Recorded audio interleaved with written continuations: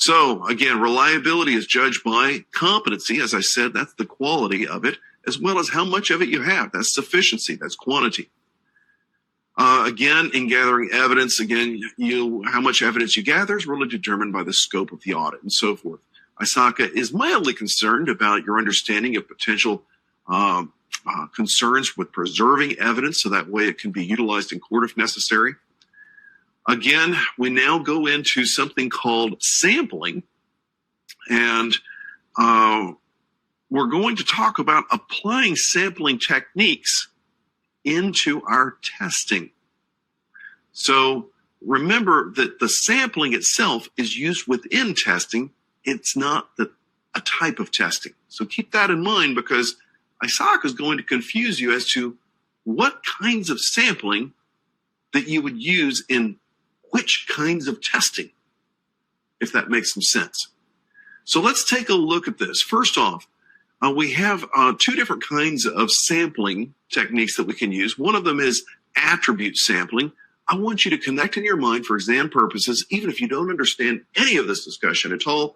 If you can marry the idea that attribute sampling goes to IT auditors, it'll keep you straight on your exam, because you're going to be able to say, wow, they're asking about something a concern of an IT auditor, and therefore, and not a financial auditor, for example, therefore it has to be attribute sampling.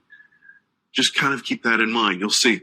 So attribute sampling is where we're testing internal controls around processes deemed critical during our audit planning. Attribute sampling is suitable for what kind of testing? I want you to marry attribute sampling performed by IT auditors for testing whether or not a control works to achieve its intended objective. Compliance testing is testing the control itself to see if it achieved the control objective. Well, Alan, what other kinds of testing could there be? Well, how about this? Maybe I've got a control in place that is supposed to ensure that we never process a transaction for less than $0, because that wouldn't make sense. So I might have a control that's supposed to check to make sure that, well, the calculation is even valid to work on. Well, one way of testing that is to try to run a transaction for less than $0 and see if it works. And if it goes through, then we know the control didn't work. If it doesn't go through, then we have an idea that the control worked. That's one way. Another way that we're going to find that is not compliance testing, which is substantive testing or substantive testing, that's coming in a moment. That's where I say, well, I never actually tested the control myself directly, but I don't see any evidence of any errors that were kicked out, so it must be good. Oh, substantive testing is kind of, think about it like circumstantial evidence. It's not direct, but based upon what I'm seeing, I don't think we have a problem. You know, do we have any transaction, are we having any transaction exceptions or faults? No, I think we're good. Really, why? Because you tested to see if it stopped bad transactions? No, just because I don't see any evidence of bad transactions in the logs. Oh, so you're looking to the logs rather than testing the control itself? Yes.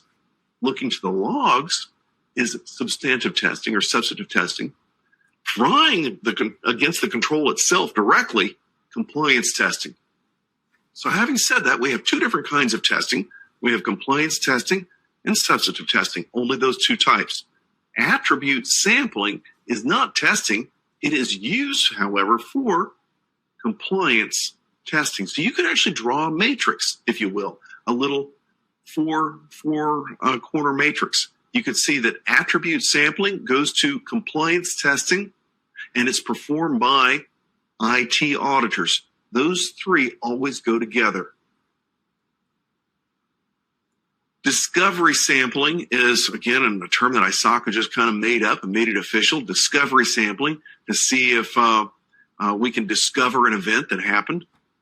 Again, variable sampling is, well, the other kind of sampling that we use for substantive testing. When we look to transaction logs, such as what a financial auditor would do, they're going to use not the attribute sampling, they're going to use variable sampling. So watch this chain. You ready? We have, again, we're going to be doing substantive testing, and within substantive testing performed by a financial auditor, we will potentially use variable sampling. Those three go together.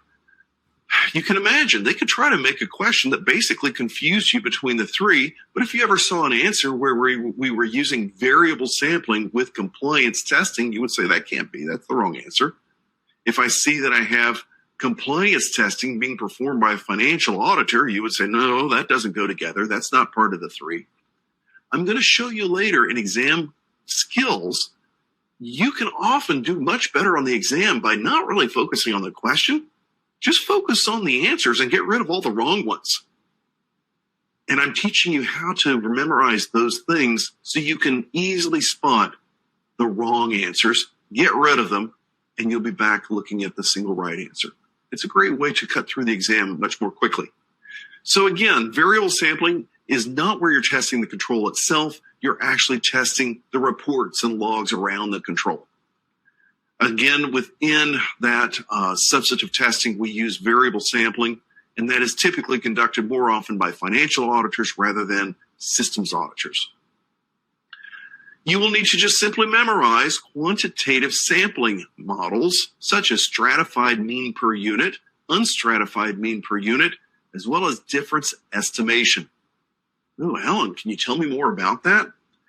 Nope. Because I'm going to focus on giving you just enough to pass your exam and not necessarily making you a brilliant PhD candidate. If you can just remember that quantitative sampling models include these three answers, you won't get a choose all that apply question, but one person may get a question as to which of the following is a quantitative sampling model, and your neighbor might have stratified mean per unit. You, however, may have difference estimation. In other words, same question, but with different answers, because any of these three could be a correct answer to which of the following is a quantitative sampling model. You get the idea. By the way, in the practice questions that I authored, I hate having three separate questions that are going towards basically remembering that there are three different kinds of quantitative sampling models. So what I did is, in the practice questions I build a practice question that says, of the following, which are the quantitative sampling models? Choose all that apply. Because that way I know you'll already be able to test properly on any one of the three questions that may come your way. But why should I bother you with 2,000 practice questions when it could be condensed into something more manageable? So you'll see the practice questions that I created are not always multiple choice, even though on your exam itself, it will always be multiple choice.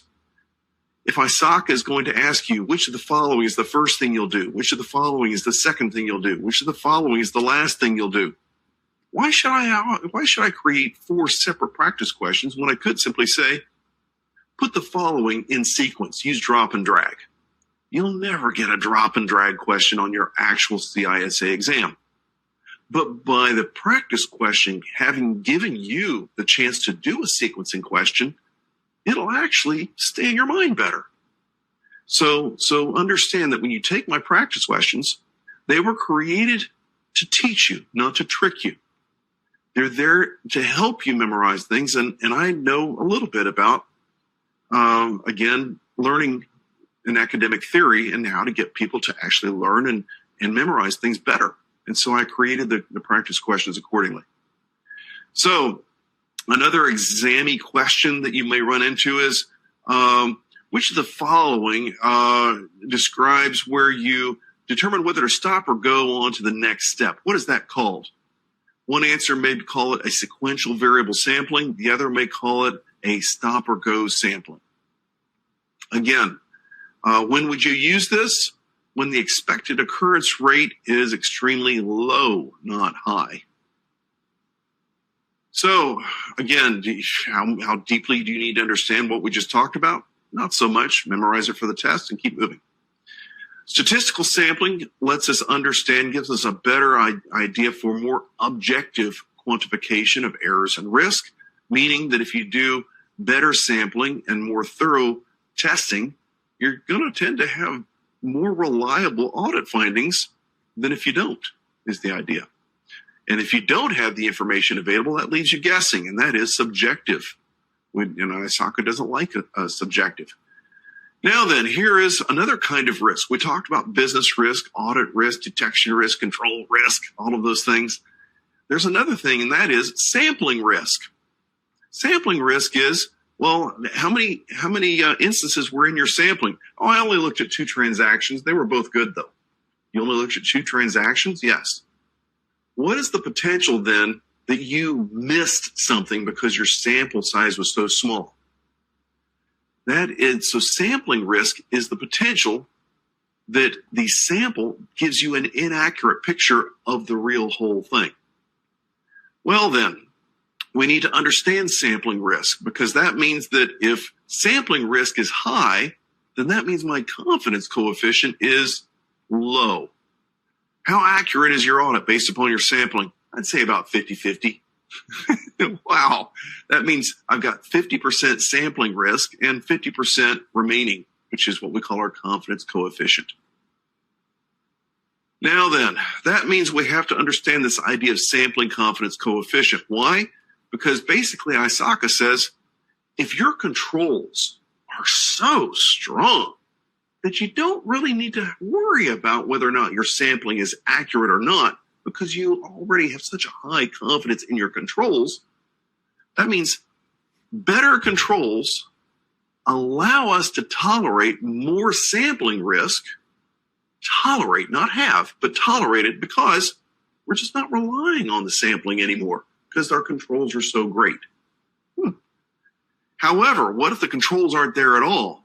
Well, then I better do very thorough sampling, because I can't tolerate any high sampling risk if my controls aren't there. Oh, this is going to come out in your exam, and it's kind of tricky.